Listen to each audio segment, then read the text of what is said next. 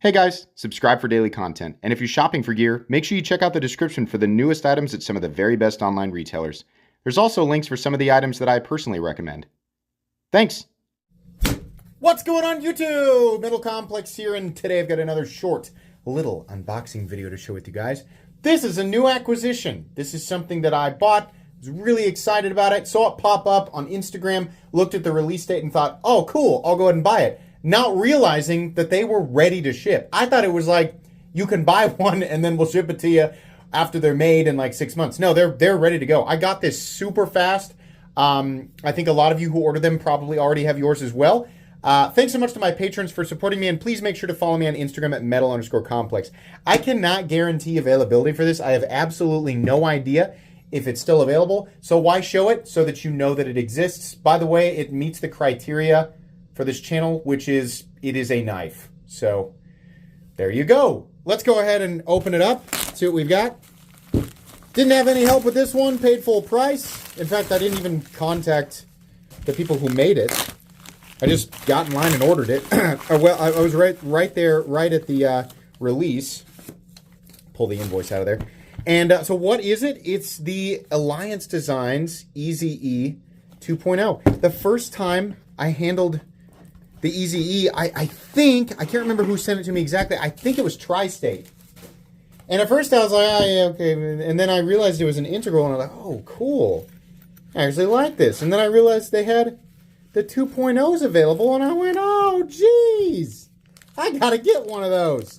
So this time around, oh, boy. This time around, they had some different inlay options. I do love that. I love integrals, man. I absolutely love them. Laconico design. But, yeah, one of the options was a matte textured zirconium inlay. I mean, come on. I had to. I absolutely had to. This is super gorgeous. I don't know. See, I don't still have the original. God, that flips so nice. Alliance, you guys outdid yourselves with this one. This is so cool. So I'm going to EDC this one.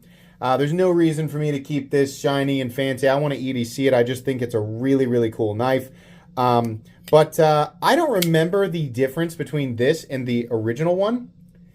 I don't still have it here. It went on to whoever the next reviewer was. But I do remember liking it and feeling like it was a little bit quirky back here because of the shape of the flipper tab, but choked up was beautifully comfortable, and that is the same way this one is. Now, it's a flipper only, and you do not have an extra cutout on the front scale to accommodate for the lock bar, but it is scalloped on both sides, making it honestly pretty easy to disengage. As far as double clutch goes, now that detent ball is well up on the face of the blade. It must be like right there. Oh, it is. Here's right, this is the angle of the blade when the detent ball is about to kick up onto the face of the blade. So you've actually got plenty of room. I would probably, yeah, that's probably how I'll disengage it. So we have a compound Tanto, a satin compound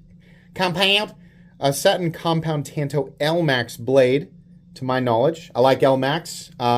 Similar to, I mean, if you say this, you're going to get the blade composition police. Actually, it's in the same general ballpark as S35VN. It's a little bit different. If somebody wants to explain in great detail down in the comment section, they're welcome to do that. The matte zirconium looks nice, and I'll tell you what, I would love a textured zirconium inlay. The problem is that it would always be fingerprinty. Like a polished zirconium. If you guys have seen my Francois Dutoy TF4, the scales are entirely polished zirconium. They look great when they don't have fingerprints. When they have fingerprints, they look like absolute trash. So having a matte zirconium inlay actually is kind of nice because there's hardly any difference between fingerprinted or not. We have a heavy tumbled finish on the frame. By the way, the inlay work on this is absolutely beautiful. Love the pivot collar. Love the all gray and dark gray sort of contrast. This is, I guess, what they call the shield, which I believe is also probably the access. Yeah, that's the internal access because it is an integral. But that's zirconium as well. Love the back end of this. Honestly, love the size of it. If you're not familiar with the EZE, I will give you a measurement. The overall length of this guy is coming in at about 7.65 inches, which is interesting. It really does feel like an 8-inch knife. And I think it's probably because of the weight and presence. But yeah, 7.65. Blade length is about 3 1/4. Your cutting edge is about 3 inches on the dot. If you're new and you're like, why does he keep saying integral? What does he mean? The lock? No. The frame itself is entirely made of titanium, as in all one piece. This was milled from a single block of titanium. Does that matter? Does it make it stronger? I don't know. I get some arguments could be made. I've talked about this many times. I mean, not really though. One of the major benefits is ease of disassembly. You do not have to loosen any handle screws, any body screws, because the body doesn't come apart. So there are factually fewer parts on an integral than your average sandwich or pillar construction folding knife. That's really nice. I mean, it's literally just pocket clip. You don't need to take the pocket clip off. I mean, why, right? So it's just access to the pivot area right here. It looks like it's, unfortunately, it looks like it's a screw on each side. But still, you just turn it and the blade comes out, right? If you need to disassemble it and get into the pivot for whatever reason, then you can do that.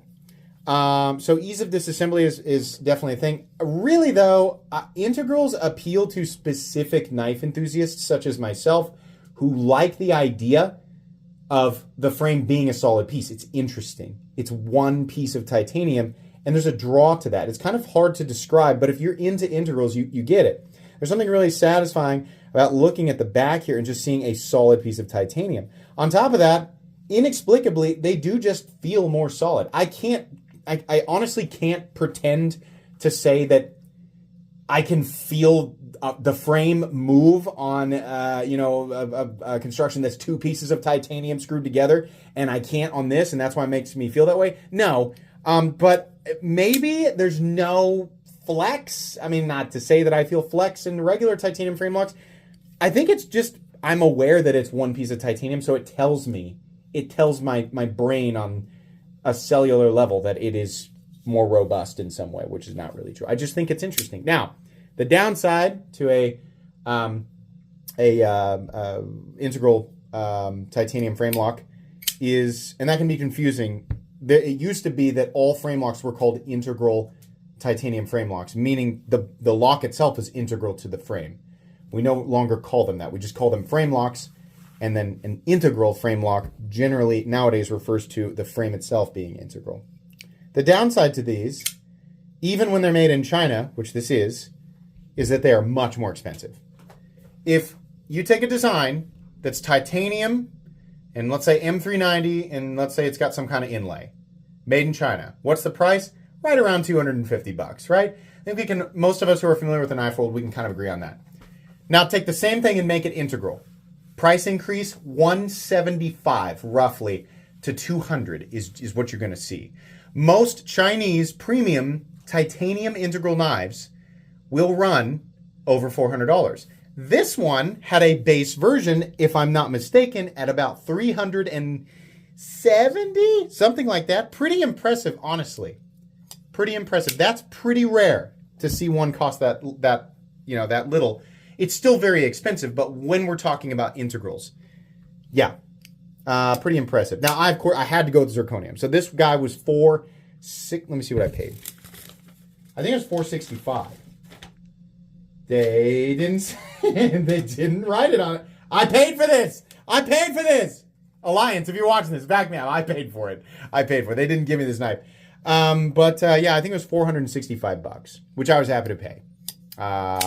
This, honestly, I would have guessed that this would come in at $400, and so paying an extra $75 perceived in my mind for Zerk, that was no problem, right?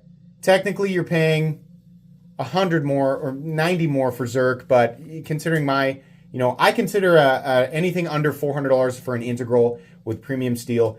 If it's titanium, I consider anything under $400 to be amazing, right? So paying, in my mind, an extra $75 for zirconium was an easy decision to make. So this is not a review. This is just an unboxing and first impressions. Oh, how much does it weigh? We should do that. Where's my scale? Just an unboxing and first impressions. I will review this because if it's the 2.0, it means there is something different. So I'll have to go back and review my video and then look at this one. And, you know, again, you might be thinking, what's the point of that? This honestly isn't that heavy of an integral. What's the point of that if the 2.0s are all gone or about to be all gone?